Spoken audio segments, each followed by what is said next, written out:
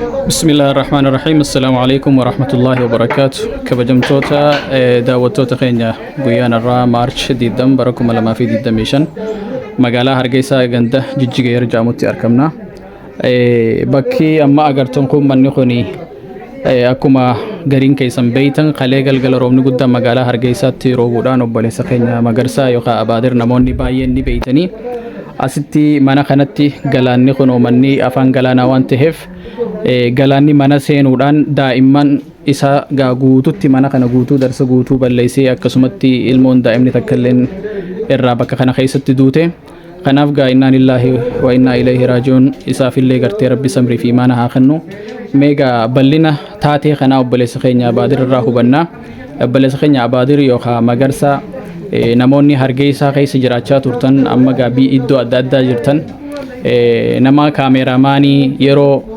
haajaa adda addaa hawaasni keenya qabu haajaa fuudhaa haajaa olma bahaa adda addaa irratti isinii argamee agartee yeroo addaatti sagantaa adda addaa nu bohaarsaa ture arraguno taateen kun isa mudatee gadda kana keessa jira kanaaf mee ballina taatee kana isumarraa waliin haa hubannu.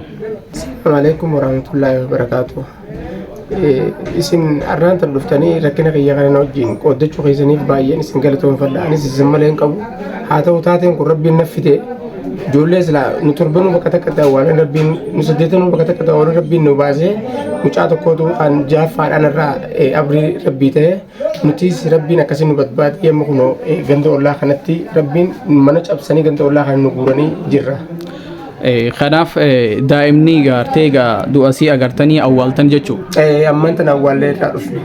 Mee taateen kun akkamitti carraan mana kana keessaa bahuudha akkamitti ta'uu dadhabamee sababni gartee du'aa kanaaf ilmoon tun akka duutuuf isin saaxile maal nu himuu dandeessa? Mannis duraanuu du'aa keessa gidaara silaa bishaan laga afaan jechuudha. Laga afaanii ammas laga afaan deerkaa jira deerkaan kun ni cabse jechuudha yeroo inni osoo hin cabsin duraan gabbee ijoolleen natti laalee ogaan laalu mee bishaan kun kaduriin addaa ni utaalla ogaa jennu karaa nutti hulaa fi bishaanis wallaala waan ta'eef gidaarri ogaa cabse bishaan fuudheetu mana keessa nu gochiise mana keessa gochiinaan ijoollee lama moguma takkatti ala baase ijoollee lameen nama biraa baase sanboodu if quban qabnu anis ashaadumaan qabadde ijoolleen baateef hin jirtu takka nuunni beeku hin jiru hanqa jarri dhufee nurraa cabsanii hin baafnetti bishaanis osoo nu guute wanni takka muciyyoos kun daaga sanarra kaayuu asuma rabbiin qabachiisee teessisi guddoo ichirraa fuudhanii eegaan cabsanii na baasan booda awwa ijoolleen tees keeyyatti naa baafatee naan didan eegasii seenanii kunootan shanaf achi keessaa baasanii inni akkasii abrii ta'e rabbiin lubbuuteen nu hambisee.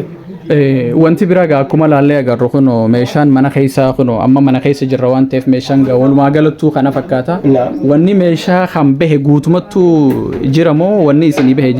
Wanni takka illee taankiidha wanni takka illee meeshaan mana kanaa baate lubbuuteen malee wanni takka hin jirtu. Takka illee hin jirtu. Laaltanii jaangartan kana nu fakkeessu ammoo garbuu meeshaa miti rabbiin eega lubbuu hanqa danuu nu baraare kumaa rabbiin galanni haa ga'u.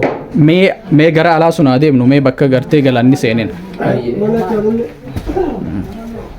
Amma mana keessa jirra gara alaa boo jirra. Kun amma barandaadha. Barandaa seenee taa kana godhe mana kanaas mucoota nyaata harka ollaa keenya takkaa jira ilmoon siidis rabbi baase isiinis rabbi baase kunoo meeshaan akkuma isin laattiin gartan kanaaf kunoo isin ilaaluu dandeessu. Takka nafne jechuun kunoo meeshaan guututti akkana daaraa taate. Alaawaadhaan keenyaas kunoo kana takka wallumaan jaadha kan jiru meeshaan tunu zilaaltee gartana.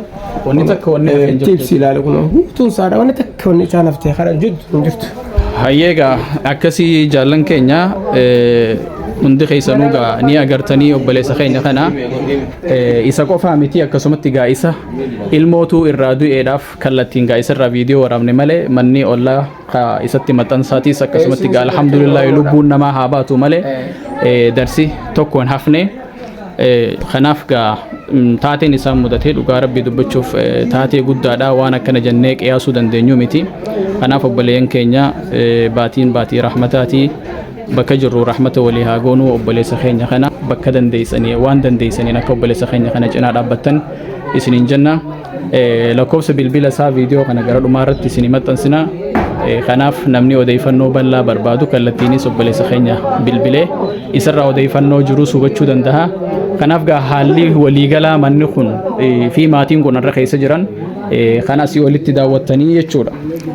Laga kanaatutu gartee gaa mana kanatti as baqaqee gidaarri guddaan kun mana kanarra jiguudhaan akka hulaa keessa hulaa carraa hulaatiin bahuu akkaan harkatiin gaa kunoo akkasitti nu ibsanii hawaasni keenyaas gaa kunoo asitti argamaniiti as jiranii gaa gadda obboleessa keenya wajjin qoodachuudhaaf akkasi mee namni ollaa kan taatee kanarraa waa yaade nu dura kanaatu kana laal kammas gidaarru deebisee gidaara kana cabe hoggaan dhaabbadee ulaata dhaabbadee ijoolleen baasiju gidaarri guddaan bakka tana hoggaasan karaan bu'aan hin qabne jecha manuma keessan ol fiige beekte kana nakoo inni gara dugaatiin cabsamee irraa baasu akkasi taankilee lamee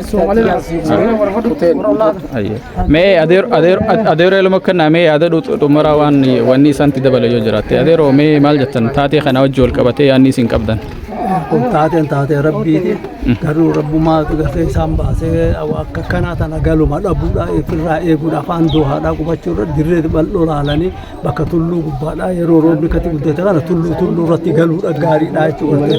Wanni eeggatan lafa lagaa yeroo roobaa eeggachuudha bareedaadha. Yoo lafa lagaan eeggate galaanni waa hundaanuu gartee galaanni rabbii fidee eeggachuun haga danda'anitti jalaa bakkuma tulluu bishaan hin geenyetti jalaa siquudha gargaaraniifuu namni kun ammaan tana jireenya isaa guutuutti zeeroo deebi'ee waan jiruuf qubsiisanii jireenya isaatiif maatiin isaa uffata tokko hin qaban qullaara jiran akka qullaa bishaan keessaa fuudhanitti mana namaarratti waan gannaqamanii jiraniif yoo dirqama jireenya bu'uuraa waan isaaf ta'u dhibbaa dhibbatti ammaan tana hatattama barbaachisa odoo yeroon kan inni jechuudha. Ilmaan isaaniitii fi haadhaa fi abbaanis dirreerra faca'anii jiran. Dirreerra faca'anii uffata tokko malee qullaa mana namaa faca'anii jiran jechuudha dirreerra. Saniifuu jireenya bu'uuraa hatattamaan isaan barbaachisa. Qaamni dhimmi ilaalatuu fi namni garaa laaffisee hundi gargaarsan akka bira dhaabbatu obboleessa keenya kana hatattamaan yaada murtaawaadhaan isin gaafana jechuudha. Hayyee galatoome obboleessa keenya gaa anilleen dhumarratti wanti niin dhaamuu barbaade waanuma adeeroo elemoon dhaamanii. Dhugaa dubbachuuf namni keenya yeroo adda addaatti hoggaa taateen tokko ta'e taatee sanirraa waa barachuu irratti xiqqoo hirkifannaa guddaa jira. Amma immoo taatee kanarraa namni keenya waa baruu qaba. Kana yeroo hin jiru maali namni yeroo hedduu bakka manneen balaa akkanaatiif nama saaxilan laga keessa bakka gartee galaanii yeroo adda addaatti meeshaa fi lubbuu namaatis nama jalaa gartee balleessu. Khiraa manarra keessa jettanii iddoo akkanaatti galuurraa akka if qusattan asumaan dhaamsa isinii dhaamna. Waan nu daawwattaniif guddaa galatooma obboleeyyan keenya irra deebinee warri balaa kanaan miidhaman hundinuu rabbiin gartee sabrii fi imaana isinii haa kennu rabbi isin haa jajjabeessu isiniin jenna. Yaada keenya kanumaan xumurraa waan nu daawwattaniif guddaa galatooma. Assalaamu alaikum wa rahmatullaahi wa barakaatuh.